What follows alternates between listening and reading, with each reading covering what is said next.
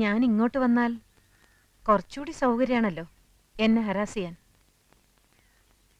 ഒരേ ഡിപ്പാർട്ട്മെന്റിലായതുകൊണ്ട് മറ്റെവിടെയെങ്കിലും വെച്ച് വീണ്ടും കാണേണ്ടി വരും. അപ്പോ അവിടെ ഈ പക കാണിക്കാതിരുന്നാൽ ഉപകാരമായിരിക്കും. ഇപ്പൊ ഇവിടെ വെച്ച് എല്ലാ ദേഷ്യം തീർത്തോളൂ. പുലികൾക്കിഷ്ടം ഇരയെ ഓടിച്ചിട്ട് പിടിച്ച് ആക്രമിച്ച് തിന്നുന്നതാണ്. ഓ, ഇതാരും ഉണ്ണിയാർച്ചയോ? ആർച്ചയുടെ നാവിന്നാണോ കീഴടങ്ങളുടെ ആ സ്വരം ഞാൻ കേട്ടത്? എന്തു പറ്റി ആർച്ചയെ ഊരിവാൾ ഇത്ര വട്ടം നുറയിലോട്ടിടാൻ? പിന്നെന്തുണ്ട് വിശേഷം? നേരാങ്ങള ആരോമൽ ചേകവർക്ക് സുഖമാണോ? ഭർത്താവ് കുഞ്ഞിരാമൻ ഇപ്പൊ എന്ത് ചെയ്യുന്നു? ഓ, ഞാൻ ഓർത്തില്ല. ആണിന്റെ തണൽ ഒതുങ്ങാത്ത ഉണ്ണിയാർച്ചയാണല്ലോ ഇത്. ഏതെങ്കിലും ഒരു ആണിനെ അനുസരിക്കാത്താണല്ലോ ഈ ആർച്ചയ്ക്ക് പറ്റിയ കുഴപ്പം. കൊച്ചേ, പാർലമെന്റിൽ സ്ത്രീകൾക്ക് 33 99% സംവരണം ഏർപ്പെടുത്തിയാലും ആണെപ്പോഴും ആണ് തന്നെ. അതോർത്തോളൂ. ഞങ്ങളോട് മതി. എന്ത് മതിയെന്ന്? വീട് തേടി വന്ന ഒരു സ്ത്രീയോട് ഇനിയും ഒറ്റ അടി വെച്ചെന്നാണല്ലോ എന്നെ പോലീസിൽ പിടിപ്പിക്കുകയും നിന്നെ ആഫീസിലിട്ട് പൂട്ടുകയും ചെയ്ത് ഇവളോട്. അതൊക്കെ കഴിഞ്ഞില്ലേ സാഗറെ? ഓ, കഴിഞ്ഞോ? ഞാനതറിഞ്ഞില്ല. രാമകൃഷ്ണ, നിന്റെ ഉള്ളിൽ ഒരു പെൺകോന്തൻ ഒളിഞ്ഞിരിപ്പുണ്ട്. എനിക്കത് മനസ്സിലാവും. പക്ഷെ സ്ത്രീ എന്റെ ആ ജന്മശത്രുവാണ്. ആ ശത്രുവിന്റെ മേൽ നിങ്ങൾ വിജയം നേടി കഴിഞ്ഞില്ലേ? എനിക്ക് വിജയിച്ച മാത്രം പോരാ, ശത്രുവിനെ കട്ടിച്ച് കീറി താണ്ടവ നൃത്തം ചെയ്യണം. എന്ത് വേണമെങ്കിലും ആകാം. പക്ഷെ ഉച്ചയ്ക്ക് മുമ്പ് ഞാൻ വീടൊഴിഞ്ഞു പോവും. എല്ലാം അതിനു മുമ്പായാ നന്ന്. ഇല്ല മാഡം, ഈ സാഗർ ഒരു പച്ച നിർത്തടാ. നീ എനിക്ക് സർട്ടിഫിക്കറ്റ് ആയിരുന്നോ? ഞാൻ പാവല്ല, ഞാൻ ഭയങ്കര വൃത്തിയായിട്ടവനാണ്. എല്ലാത്തിനും ഒരിക്കൽ കൂടി ഞാൻ ക്ഷമ ചോദിക്കുകയാണ്. അയ്യോ, അതൊന്നും സാരമില്ലെന്നേ. കാപ്പി കൂടി കഴിഞ്ഞില്ലെങ്കിൽ ഞാൻ ക്ഷണിക്കാം. നമുക്ക് സുഹൃത്തുക്കളായി പിരിയാം.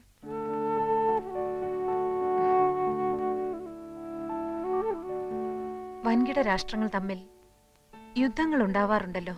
പിന്നീട് അവരൊരു മേശയ്ക്ക് ചുറ്റുമിരുന്ന് സന്ധി സംഭാഷണങ്ങൾ നടത്താറുമുണ്ട്. മിസ്റ്റർ സാഗറിനെയും ഞാൻ കാപ്പി കുടിക്കാൻ ക്ഷണിക്കുന്നു.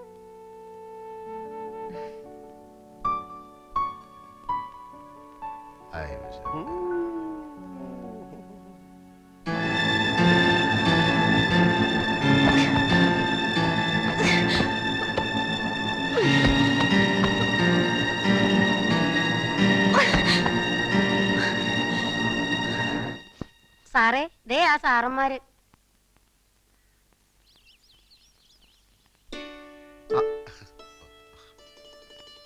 വരൂ വരൂ. Thank you so much. വരൂന്ന് വിചാരിച്ചതല്ല. സമാധാനമായി. അകത്തോട്ടിരിക്കാം. ത്രേസ്യമ്മേ, ബ്രേക്ക്ഫാസ്റ്റ് റെഡിയല്ലേ? വരൂ, കഴിക്കൂ. പെട്ടെന്നുള്ളൊരു വട്ടമേശ സമ്മേളനം ആയതുകൊണ്ട് കാര്യമായിട്ടൊന്നും ഉണ്ടാക്കാൻ പറ്റിയില്ല. ആളൊരു ഭക്ഷണപ്രിയനാണെന്ന് ശരീരം കണ്ടാൽ അറിയാം. മാഡം, ഇത്ര സിമ്പിൾ ആണെന്ന് ഞാൻ അറിഞ്ഞില്ല. സത്യത്തിൽ ഞങ്ങളാണ് ക്ഷമയോദിക്കുന്നത്. ഞങ്ങളല്ല, താൻ. ഞങ്ങൾ നോവലിസ്റ്റുകൾ ഒരു കഥാപാത്രത്തെ സൃഷ്ടിക്കുമ്പോൾ കഥാപാത്രത്തിന്റെ പ്രവൃത്തിയിലൂടെ, കഥാപാത്രത്തിന്റെ സംസാരത്തിലൂടെ ഒരു സ്വഭാവം വരച്ചു കാട്ടും. കഥ ഏതൊക്കെ വഴിത്തിരിവുകളിലൂടെ കടന്നുപോയാലും കഥാപാത്രത്തിന്റെ അടിസ്ഥാന സ്വഭാവം ആദ്യ അവസാനം ഒന്ന് തന്നെയായിരിക്കും. അങ്ങനെ ഒരു ലോജിക് മാഡത്തിന്റെ സ്വഭാവത്തിൽ കാണാനില്ല. ഈറ്റപ്പുലിയെ പോലെ ചാടിക്കടിക്കും, അടുത്ത നിമിഷം മാൻപേടയാകും. What is this? ഈ ലോകത്തുള്ള കോടിക്കണക്കിന് ആളുകളുടെയും മനസ്സ് പഠിച്ച ആളാണോ ഒരു നോവലിസ്റ്റ്? എന്നല്ല. പിന്നെ എനിക്ക് ഈ കഥാപാത്രത്തെ ഒന്ന് പഠിച്ചാൽ കൊള്ളാമെന്നുണ്ട്. പഠിപ്പിച്ചാലും അത് പഠിക്കാനുള്ള കഴിവ് തനിക്കുണ്ടെന്ന് തോന്നുന്നില്ല. സ്ത്രീ തന്റെ ആജന്മ ശത്രുവാണെന്ന് പറഞ്ഞല്ലോ.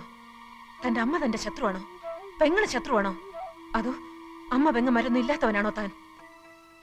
തന്റെ പൈങ്കിളി നോവലിലെ ഏതു നേരവും ദിവാസ്വപ്നം കണ്ടുകൊണ്ട് നടക്കുന്ന വിഡ്ഢിക്കോതയല്ല യഥാർത്ഥ സ്ത്രീ. ഒരു പുരുഷനും യഥാർത്ഥ സ്ത്രീ അറിയില്ല, അവളുടെ മനസ്സറിയില്ല. IAS കാരനായ കളക്ടർ മുൻപിൻ നോക്കാതെ എന്നെ സസ്പെൻഡ് ചെയ്തു. കാരണം സ്ത്രീ അറിയാനുള്ള പഠിത്തം ആ ഇഡിയറ്റിനുമില്ല. എന്തുകൊണ്ട് ഞാൻ ഇയാളെ പൂട്ടിയിട്ടു? പൂട്ടിയിടുമ്പോ എന്റെ മനോവികാരം എന്തായിരുന്നു? അത് ചോദിക്കാനുള്ള ബുദ്ധി പോലും അയാൾക്കില്ല. കഥാപാത്രത്തെ പഠിക്കാൻ ഇറങ്ങിയിരിക്കുന്നു. പഠിപ്പിക്കാടോ, പഠിപ്പിക്കാം എല്ലാരെയും. I'm a self made woman.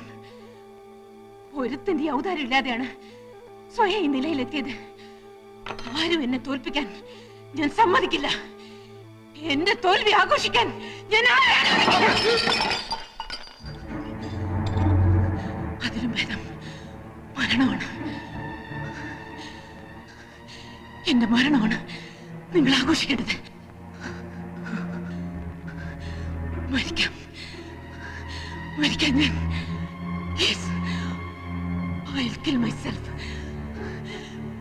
ഞാൻ മരിക്കാം. രമേശ, എന്നെ കാശിത്തുമ്പോ എന്ന നോവലിലെ നായിക രാഗിനെ പോലെ വെയിൻ കട്ട് ചെയ്ത് മരിക്കാനുള്ള പുറപ്പെടാൻ തോന്നുന്നു. നീ കത്തി പിടിച്ചു വാങ്ങ.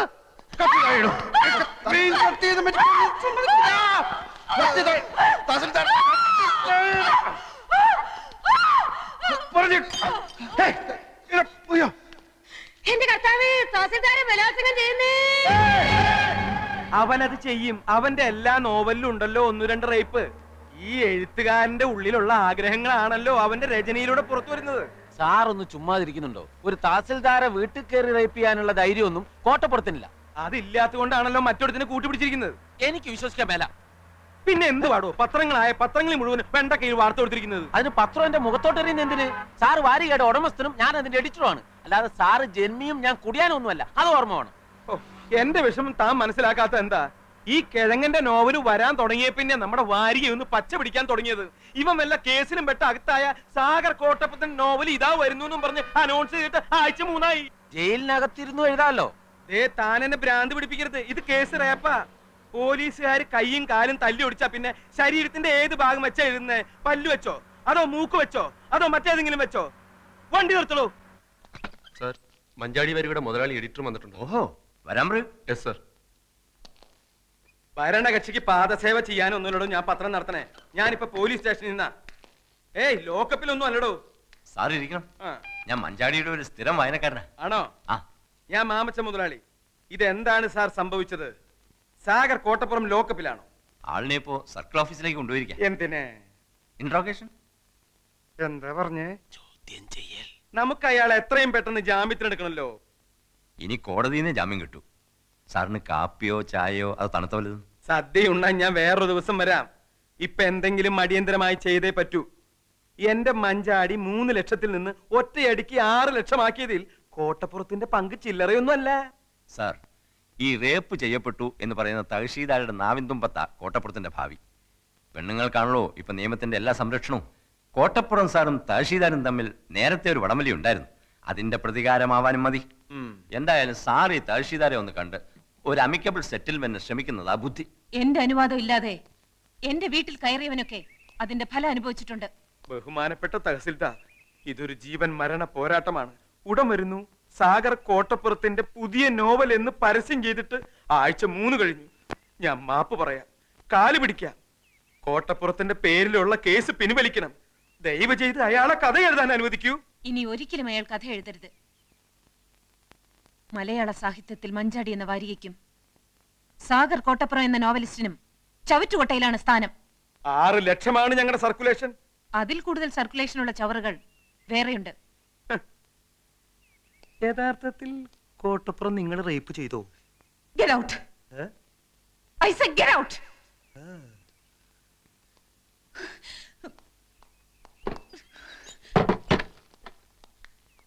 ഇവളെ ഒരു തവണയല്ല പലതവണ റേപ്പ് ചെയ്യണം. ഒരു 10-50 കൊടുക്കാന്ന് പറ. എന്തിനു റേപ്പ് ചെയ്യാനാ? അതിനല്ല കേസി നൂരാൻ. എടോ, അക്കാര്യത്തിലേക്ക് കടക്കാൻ അവൾ അതിന് നിന്ന് തരണ്ടേ? പണം കൊടുക്കാൻ ആദ്യമേ പറയേണ്ടതായിരുന്നു. സാർ ഒന്നുകൂടി ഒന്ന് ശ്രമിക്കും. വേണ്ട. വേണം. വേണ? വേണം.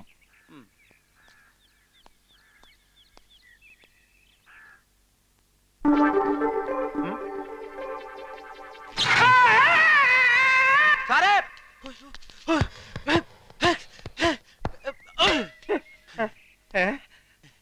പവർ കട്ട് സമയത്ത് വരാം.